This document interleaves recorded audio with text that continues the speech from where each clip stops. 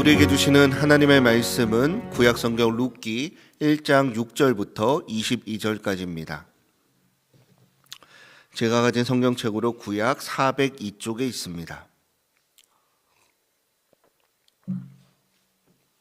룻기 1장 6절부터 22절까지 말씀을 저와 여러분이 한 절씩 교독합니다. 그 여인이 모압 지방에서 여호와께서 자기 백성을 돌보시사 그들에게 양식을 주셨다함을 듣고 이에 두 며느리와 함께 일어나 모압 지방에서 돌아오려 하여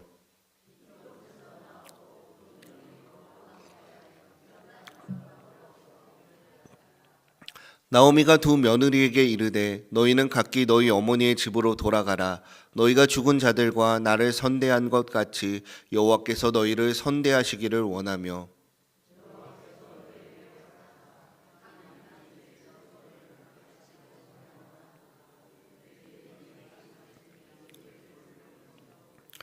나오미에게 이르되 아니니이다. 우리는 어머니와 함께 어머니의 백성에게로 돌아가겠나이다 하는지라.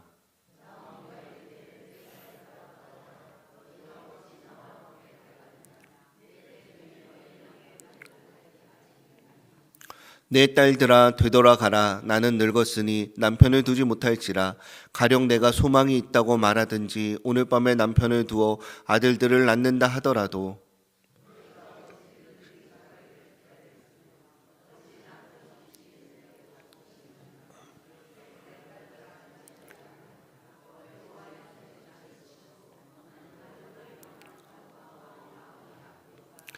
그들이 소리를 높여 다시 울더니 오르바는 그의 시어머니에게 입맞추되 룻은 그를 붙잡았더라.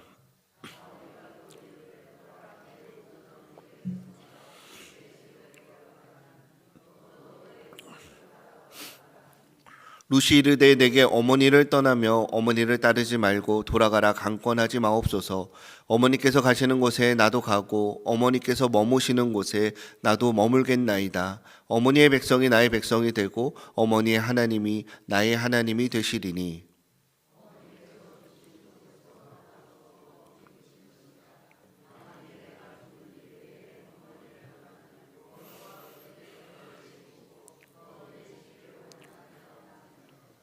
나오미가 룻이 자기와 함께 가기로 굳게 결심함을 보고 그에게 말하기를 그치니라.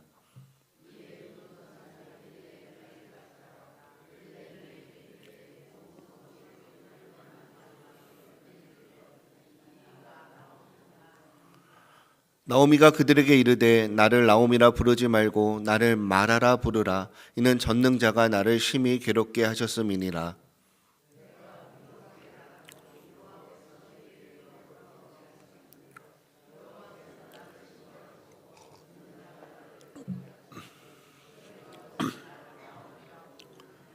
함께요. 나오미가 모압 지방에서 그의 며느리 모압 여인 룻과 함께 돌아왔는데 그들이 보루 추수 시작할 때에 베들레헴에 이르렀더라. 아멘. 우리 옆에 분들 함께 인사하고 시작합시다. 우리 사랑합니다, 축복합니다 인사하겠습니다. 사랑합니다, 축복합니다. 여러분, 우리가 인생을 살면서 우여곡절을 걷죠. 때로는 험산 줄령을 넘기도 하고요. 눈물의 골짜기 깊은 곳에 떨어질 때도 있습니다. 여러분, 우리가 인생을 살면서 그런 순간들을 마주하기는 싫지만 여러분의 삶 속에서 지금이 가장 밑바닥이구나 생각하며 그런 보내셨던 시절이 있으십니까? 평소에는 잘 보이지 않아요. 우리 인생이 잘 나가고 잘 풀리고 모든 것이 좋을 때는 잘 드러나지 않지만 우리 인생이 정말 힘들고 어려운 순간을 만나고 바닥을 칠 때 내가 그동안 맺어왔던 관계들의 진짜 모습이 드러나게 되고요. 내가 그토록 추구하고 그것을 통해 나의 인생을 채우려고 했던 것의 실질적인 가치가 진짜 가치가 무엇인가, 그것이 실제적으로 나에게 도움이 되는가 되지 않는가가 확연하게 드러나게 되죠.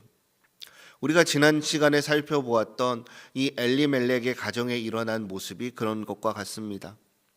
이방 땅에서 모든 것을 잃어버리고 빈털터리가 된 나오미는 며느리들에게 각자 친정으로 돌아가서 새 삶을 찾으라고 간곡하게 권고하고 있습니다. 왜 그렇습니까? 나오미의 이야기를 우리가 함께 읽어보았지만 지금 시대가 아니에요. 수천 년 시대입니다. 수천 년 전의 시대입니다.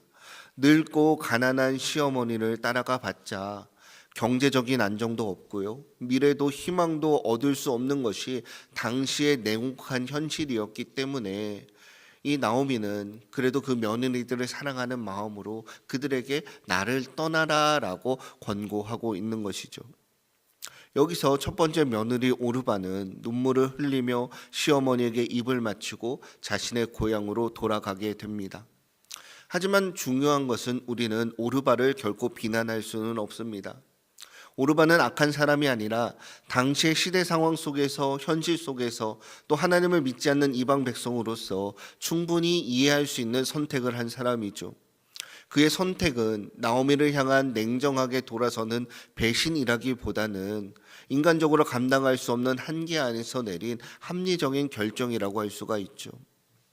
여러분, 우리는 흔히 오르바를 나쁘다, 믿음이 없다 그렇게 치부하기 쉽지만 어쩌면 이 오르바의 모습이 그 당시 하나님을 떠나서 각자의 소견에 오른 대로 살아가던 사사시대를 살아가던 이스라엘 백성들의 모습이었고요, 그리고 이 시대를 살아가는 우리의 모습이 아닌지 우리는 오르바를 통해서 우리의 모습들을 돌아봐야 합니다. 여러분, 우리가 삶을 살아가면서 때로는 어쩌면 종종, 어쩌면 자주 이런 오르바와 같은 선택을 하면서 살고 있지 않으십니까? 어떤 일을 내릴 때 철저하게 내가 손해를 보는가, 내가 이익을 보는가, 그것에 따라 선택을 하게 되죠. 손해보는 길보다는 안전한 길을 선택합니다. 불확실한 미래보다는 검증된 과거, 검증된 현재를 선택하는 것이 인간의 지혜이고 상식이기 때문입니다. 하지만 오늘 성경은 그러한 오르바의 합리적인 계산이 끝나가는 그 지점에서 오르바와 전혀 다른 선택을 한, 그 당시 사사시대의 사람들과 전혀 다른 선택을 한 연약한 여인 룻의 이야기에 주목을 하고 있다라는 것이죠. 여러분, 룻의 선택이 위대한 이유는 오르바보다 룻이 더 착해서가 아닙니다. 바로 이런 합리적이고 선택적이고 계산적인 인간의 모든 논리가 멈춰진 그 자리에서 그 세상의 기준들을 바라보는 것이 아니라 하나님의 약속을 바라보는 믿음의 눈을 가졌고 그 믿음의 눈에 따라 선택하였기 때문에 하나님께서 그 룻의 이야기를 주목하여 보시고 사용하고 계신다라는 것이죠. 사랑하는 여러분, 세상의 계산과 조건으로 유지되는 관계는 어떻습니까? 우리가 조금 살아보니까 위기 속에서 그런 관계들, 그런 조건들은 결코 남지 않고 전부 다 무너져 내리는 것을 경험하지 않으셨습니까? 하지만 이 하나님의 사랑으로 맺어진 관계는 끝까지 남는다라는 것을 믿으셔야 합니다. 하나님께서는 이 룻기의 본문을 통해서 우리에게 이것을 보여주시고자 하는 것이죠. 오늘 본문에서 우리는 세 가지를 함께 살펴보려고 합니다. 먼저는 하나님 앞에서 고통을 숨기지 않는 정직한 신앙의 모습이 무엇인지, 그리고 계산을 뛰어넘는 사랑, 그 언약에 기초한 헤세드의 사랑이 어떤 모습인지, 그리고 보이지 않는 하나님께서 어떻게 우리에게 찾아오시고 그 사랑을 베풀어 주시는지를 생각해 보려고 합니다. 지난주에 우리는 엘리멜렉의 이야기를 통해서 하나님 없이 내 판단으로만 결정했을 때 얼마나 빠르게 모든 것이 무너져 내리는지를 보았습니다. 10년이 지나는 동안 남편도 잃어버리게 되었고요, 두 아들도 미래도 모두 사라져 버리게 되었습니다. 그래서 나오미는 텅 빈 손으로 베들레헴 길 위에 서 있는 것이죠. 그런데 오늘 하나님께서는 하나님의 땅, 약속의 땅, 가나안 땅 베들레헴이 아니라 바로 하나님을 떠나 버려서 도망간 그 이방인의 땅에서 모든 것이 잃어버리고 공허한 그 빈잔을 들고 있는 그 자리에서 움직이기 시작하신다라는 것이죠. 그리고 그 일하는 방식도 참으로 놀랍습니다. 천사를 보내어 그 이방의 땅을 뒤집고 천사를 보내어 그 이방인의 땅에서 순식간으로 베들레헴으로 옮기시는 그런 기적이 아니라 바로 연약하고 연약하디 연약한 한 이방 여인의 작은 결단을 통해서 그 작은 결단 안에 당신의 위대한 사랑을 감추어 두시는 방식으로 그렇게 일하기 시작하신다라는 것이죠. 그래서 여러분, 오늘 말씀의 초점은 나오미가 마주한, 그리고 우리가 마주한 인생의 위기가 아니라 그 위기 속에서 여전히 일하고 계시는, 그리고 그곳에서 일하기 시작하시는 하나님의 언약적인 사랑, 하나님의 헤세드의 사랑에 우리는 주목해야 합니다. 먼저 우리가 생각해 볼 것은 고통을 숨기지 않는 정직한 신앙의 모습을 생각해 보려고 합니다. 룻기 1장 20절과 21절 말씀 한번 다시 읽어볼까요? 2절입니다. 시작.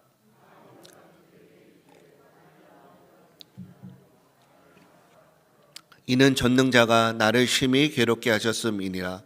내가 풍족하게 나갔더니 여호와께서 내게 비어 돌아오게 하셨느니라. 여호와께서 나를 징벌하셨고 전능자가 나를 괴롭게 하셨거늘 너희가 어찌 나를 나옴이라 칭하느냐 하니라. 아멘. 여러분, 나오미는 고향 베들레헴에 돌아오자마자 사람들을 향하여 이런 말을 하는 것이죠. 나의 삶을 말하, 즉 쓴맛이라고 거침없이 말하고 있는 것입니다. 여러분, 우리가 신앙생활을 하다 보면 신앙이 좋은 사람, 나쁜 사람 그렇게 스스로 판단하고 결정할 때가 있지 않으십니까? 그리고 그것이 다른 사람을 향하여 하는 것이 아니라 나를 향하여 그런 판단을 내릴 때 어떤 기준을 가지고 신앙이 좋다, 나쁘다라고 이야기를 하십니까? 어쩌면 정말 힘들고 어려운 상황에서도 무조건 감사합니다, 감사합니다라고 웃어야지만 신앙이 좋다라고 생각할 수가 있습니다. 하지만 여러분, 성경은 꼭 그렇지 않습니다. 시편의 150편을 보면 그 150편이나 되는 시편 중에 3분의 1이나 되는 시편이 바로 하나님 왜 나를 버리셨습니까? 라고 하는 애가의 시편으로 가득 채워 있다라는 것이죠. 하나님은 억지로 짜낸 격식 차린 그런 고백보다 내 영혼의 깊은 바닥에서 터져나오는 진실한 아픔을 품어주신다라는 것이죠. 여러분, 신앙은 괜히 내가 아무것도 아닌 척, 아프지 않은 척, 괜찮은 척 하는 것이, 그런 것이 신앙인의 모습이 아니다라는 것을 기억하셔야 합니다. 시편 88편을 한번 볼까요? 1절에 이런 고백이 나옵니다. 함께 읽습니다. 시작.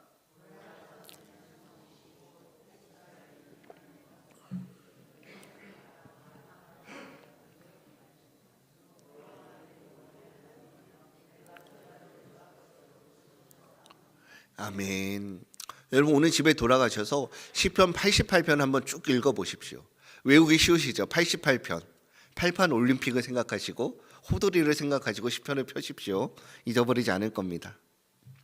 이 88편은요, 처음부터 끝까지 탄식과 절망으로만 가득 채워져 있습니다. 마지막 절도요, 어떻게 끝나냐면 어둠만이 나의 가장 친한 친구입니다 라고 끝나요. 정말 이대로 끝나느냐라고 하는데 시편이 그대로 끝납니다. 그런데 여러분, 그런 시편이 이 하나님의 말씀 정경 안에 포함되어 있다라는 것이죠. 왜 그렇습니까? 멋지게 차려입고 전능하신 하나님 아버지, 하나님 오늘도 우리에게 일용할 양식을 주셔서 감사합니다, 그런 기도가 아니어도 하나님께서 그냥 미천한 자의, 연약한 자의 울부짖음과 절규도, 그 절망조차도 기도로 인정하고 받아주셨다라는 뜻이겠죠. 여러분, 우리가 성경을 읽어보면 많은 믿음의 선진들이 이런 고백, 이런 탄식을 쏟아내고 있다라는 거예요. 기도라고 하기도 어렵습니다. 욥도, 예레미야도, 시편의 다윗도 하나님께 하나님 왜 그렇습니까? 하나님 왜 그렇습니까? 하나님 왜 그렇습니다라고 물어보는 것이죠. 우리가 성경이기 때문에 성경이 거룩한 하나님의 말씀이다라는 그런 편견을 가지고 바라보기 때문에 그런 것차도 멋있는 기도처럼 보이지만 사실은 우리가 일상 속에서 사는 그런 탄식과 울부짖음과 결코 다르지 않다라는 거예요. 그것보다 훨씬 더 그 심한 그 처절한 고백이 이 성경 말씀 안에 담겨져 있다라는 것입니다. 왜 그렇습니까? 하나님께서는 그 인생의 그런 솔직하고 그런 투박한 씨름을 불신앙이 아니라 하나님을 찾는, 하나님에 대한 간절한 갈망, 하나님에 대한 열망, 하나님을 향한 그 깊은 신앙의 깊이로서 인정해 주신다라는 것이죠. 사랑하는 여러분, 물론 모든 기도가 그럴 수는 없겠지만 때로는 하나님 저는 괜찮습니다 라는 것보다 하나님 저는 너무 아픕니다, 하나님 저는 너무 힘들어요, 하나님 저 너무 버티기 힘들어요 라는 그런 고백이 진실한 기도가 될 때가 있다라는 것이죠. 우리가 주기도문을 통해서 팔복의 말씀을 통해서 이미 살펴보았습니다. 하나님을 아빠라 부르며 애통하는 마음으로 상한 심령을 가지고 나와 하나님 앞에 솔직하게 우리 있는 모습 그대로 내려놓는 것이 너무나 중요하다라는 것이죠. 왜 그렇습니까? 이 나오미의 탄식은 비록 그의 잘못된 선택으로 인해서 모든 것이 비워진 쓴물, 빈잔이 되었지만 그곳에 하나님 앞에 엎드려 고백할 때 하나님 아니면 이 아픔을 채울 수가 없습니다.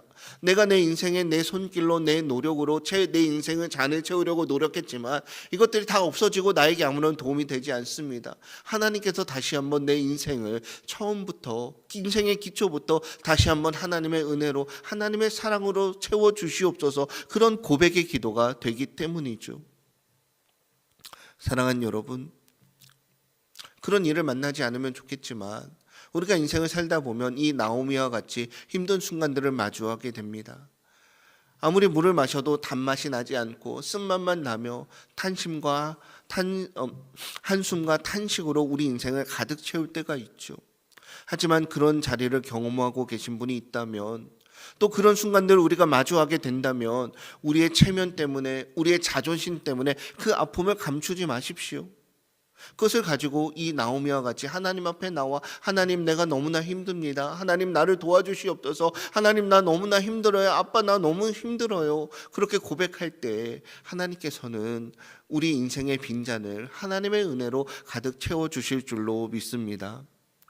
여러분, 우리가 살다 보면 참 많이 수고했는데, 참 많이 노력했는데, 때로는 많은 것을 가진 것 같았는데 정작 내 손에 남은 것은 하나도 없다라고 그렇게 느껴질 때 참 인생이 허무하고 공허함이 우리 인생 가운데 가득 차지하게 되죠.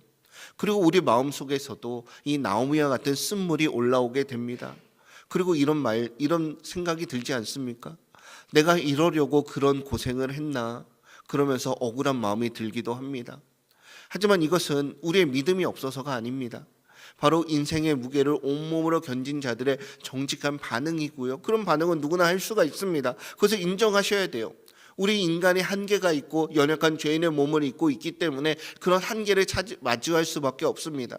하지만 그때라도 그 한계를 가지고 하나님 앞에 나오느냐 아니면 오르바처럼 그 자리를 떠나가느냐는 완전히 다른 결말로 나아가게 된다라는 것이죠. 사랑하는 여러분, 하나님께서는 오늘도 여러분의 인생의 그 쓴물을 단물로 바꾸어 주기 위해서 이 자리에 부르셨다라는 것을 믿으셔야 합니다. 오늘 주님은 그 쓴맛을 숨기지 말고 하나님 앞에 가지고 나오라고 말씀하시죠.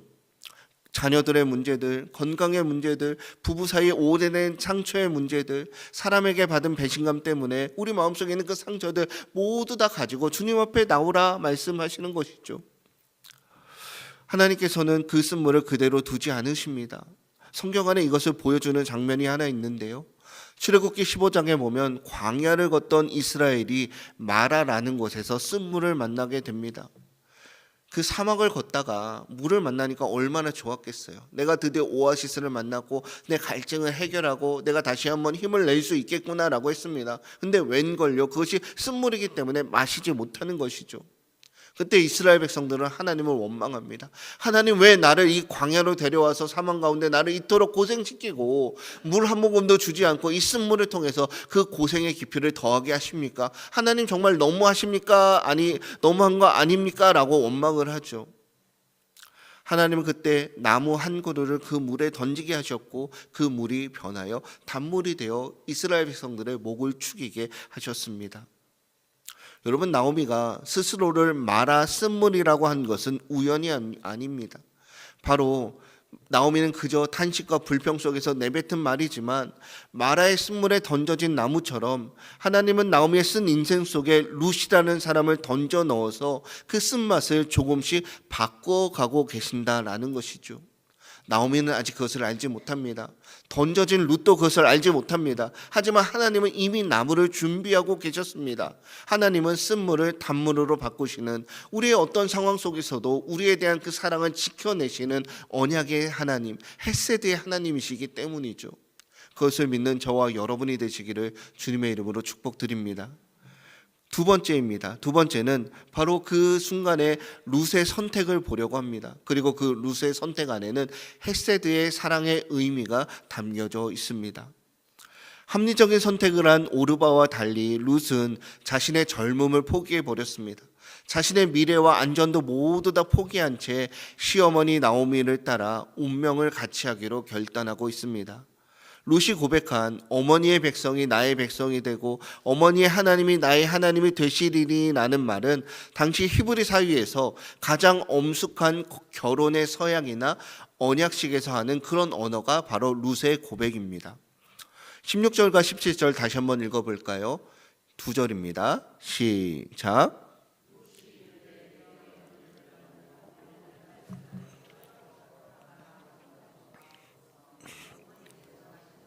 나도 가고 어머니께서 머무시는 곳에서 나도 머물겠나이다. 어머니의 백성이 나의 백성이 되고 어머니의 하나님이 나의 하나님이 되시리니 어머니께서 죽으시는 곳에서 나도 죽어 거기 묻힐 것이라. 만일 내가 죽는 일 외에 어머니를 떠나면 여호와께서 내게 벌을 내리시고 더 내리시기를 원하나이다 하는지라. 아멘. 여러분, 이 고백은 단순히 어머니가 좋아서 따라가겠습니다라는 그런 감정적인 표현이 아닙니다. 룻은 자신의 땅과 자신의 민족과 자신의 미래와 자신의 신앙의 방향까지 모두 다 내려놓고 나오미와 함께 하나님의 백성의 길로 들어가겠다라는 신앙적인 선언을 하고 있는 것이죠. 여러분, 이 나오미의 고백이 오늘 우리가 하는 신앙의 모든 결단의 원형이 되는 것 같습니다. 내 모든 것을 다 내려놓고 바로 하나님을 나의 하나님으로 믿겠습니다. 하나님이 나의 인생의 주인이십니다. 하나님이 이끄시는 대로 살아가겠습니다. 그런 신앙의 고백을 하고 있는 것이죠. 이것이 바로 우리가 세례를 받을 때 하는 고백이요, 하나님 앞에 헌신하며 사명의 자리에서 하는 고백이며 우리의 믿음의 고백이라는 것을 기억하셔야 합니다. 여러분, 이 어머니에 대한 이 사랑의 고백은 감정에 치우친 일시적인 모습이 아닙니다. 바로 상대방을 위해 자신의 모든 것을 내어주며 끝까지 책임지는 의지적인 헌신이라는 것을 우리는 잊지 말아야 합니다. 중요한 것은 이 룻은 단순히 나오미를 따라간 것이 아니라 나오미의 하나님을 따라갔다라는 것이죠. 이것은 단순한 며느리의 그런 우정의 도리가 아닙니다. 룻은 이 고백을 통해서 모압의 신 그모스를 버리고 이스라엘의 하나님 여호와를 자신의 하나님으로 받아들이는 신앙의 결단을 동시에 내리고 있다라는 것이죠. 여러분, 그래서 룻을 통해서 우리가 생각해보는 이 하나님의 헤세드는 감정의 언어가 아니라 언약의 언어요. 끝까지 모든 상황 속에서도 내가 약속한 이것을 끝까지 책임지겠다라는 하나님 앞에서의 선언이라는 것이죠. 여러분, 감정의 언어와 언약의 언어가 어떻게 다릅니까? 라는 것은 남녀 관계를 생각해 보시면 쉽게 이해가 될 것 같습니다. 남자와 여자가 만나서 처음 눈이 맞았습니다. 요즘은 썸을 탄다라고 하죠. 처음에 불꽃이 튈 때는 모든 것이 다 아름답고 세상이 달라 보이고 모든 것이 달콤하고 다 좋지 않습니까? 좋아해, 사랑해, 이런 연인들의 언어가 우리가 생각해야 할 감정의 언어입니다. 하지만 어떻습니까? 그 눈에 눈꺼풀이 떨어지게 되고 콩깍지가 벗겨진다라고 했죠. 그리고 그 허니문의 기간이 끝나면 모든 것이 달라집니다. 서로 달라서 좋았던 것이 아픈 상처가 돼서 나를 찌르고, 그 좋아하던 그 연인의 말이 나를 너무 내 가슴속에 깊이 후벼드는 강력한 무기가 되어서 그 관계가 깨어져 버리고 한순간에 다 무너져 버리지 않습니까? 왜 그렇습니까? 감정은 너무나 쉽게 식어져 버리기 때문이죠. 하지만 이 언약의 언어는 조금 다릅니다. 단순한 연인이 아니라 썸 타는 사람이 아니라 부부의 관계를 생각해 보십시오. 부부는 결혼식을 한 사람들이죠. 결혼식의 의미가 무엇입니까? 언약의 의미가 아닙니까? 하나님 앞에서, 인생의 멘토가 되는 주례자 앞에서, 부모님 앞에서, 많은 하객들, 지인들 앞에서 언약을 하는 것이죠. 비가 오나 눈이 오나 마르고 달리나 힘드나 즐거우나 기쁘나 어려우나 내가 지금 이 사람을 사랑하기로 한 언약을, 그 약속을 내가 책임지고 지켜내겠습니다.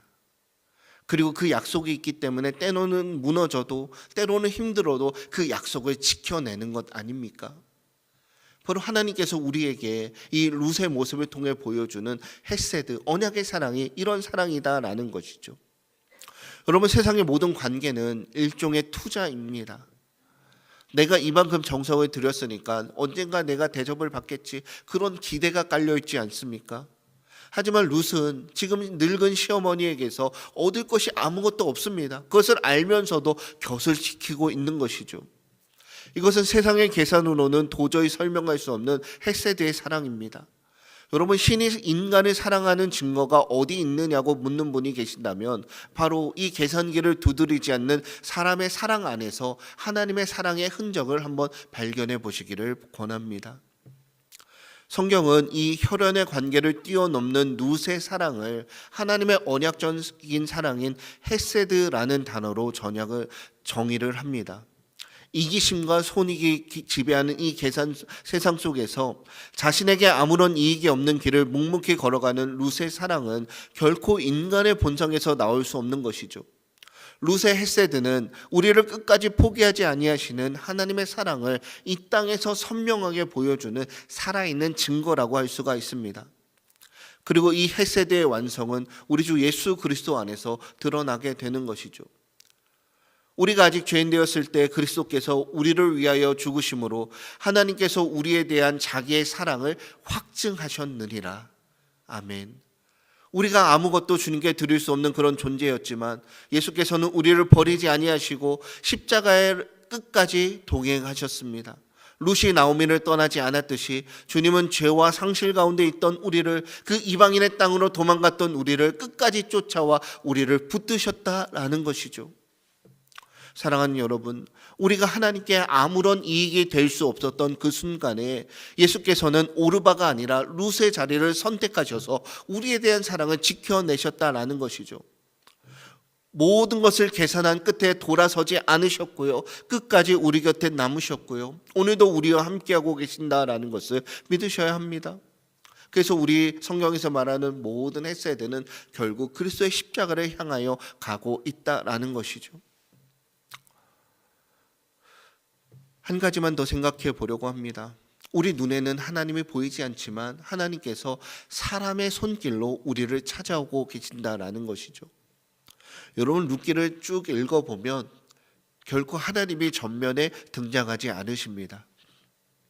하지만 이 룻기를 읽으면 우리는 자연스럽게 하나님을 떠올리게 되죠. 이것은 룻기가 보여주는 하나님의 섭리입니다. 하나님께서 직접 말씀하시거나 등장하는 장면은 단 한 번도 없습니다. 하지만 룻기를 읽는 내내 하나님의 손길이 느껴진다라는 것이죠. 신학자들은 이것을 숨겨진 섭리라고 불렀습니다. 여러분, 우리가 극장에서 영화를 볼 때 주인공이 위기에 빠졌다라고 해서 영화가 망했다고 생각하는 사람은 없으시죠?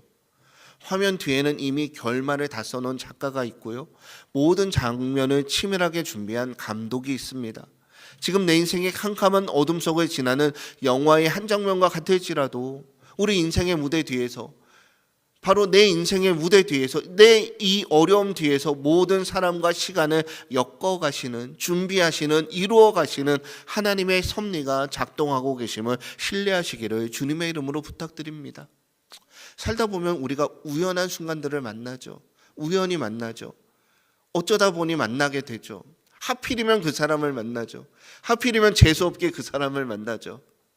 하지만 이 모든 우연처럼 보이는 만남들이 사실은 다른 사람이 아니라 바로 나를 향한 하나님의 정교한 섭리라는 것을, 하나님의 정교한 계획이라는 것을 믿으셔야 합니다.